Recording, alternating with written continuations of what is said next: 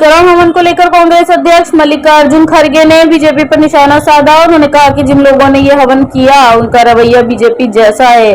खड़गे ने इस तरह की राजनीति पर सवाल उठाते हुए कहा कि लोकतंत्र में विचारों की लड़ाई होनी चाहिए, लेकिन व्यक्तिगत तौर पर इस तरह की गतिविधियां उचित नहीं है।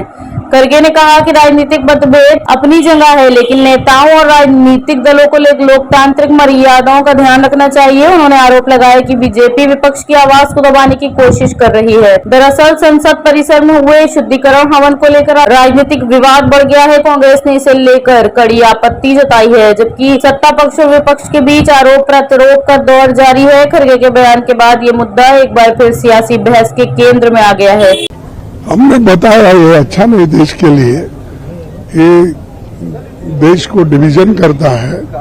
और आजादी के बाद भी अगर बीजेपी के उसूलों पे विश्वास रखने वाले लोग और धर्म के नाम पे अगर शुद्धिकरण करते हैं तो ये देश को बर्बाद करने वाले लोग हैं। इसीलिए इस एटीट्यूड का मैं कंडम करता हूं।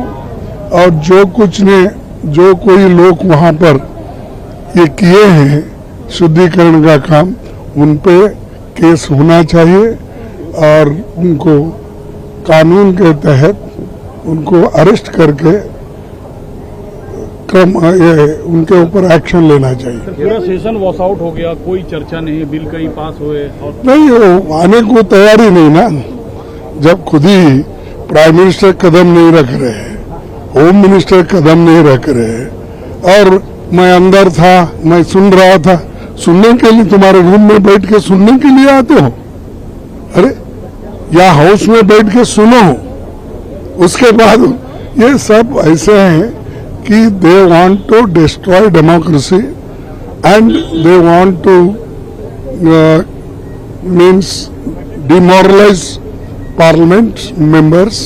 एंड वो ये चाहते हैं कि पार्लियामेंट हमारे सामने कुछ नहीं, सब कुछ हम हैं। ये उनकी आदत है और ये इनका ईगो जनता तोड़ेगी।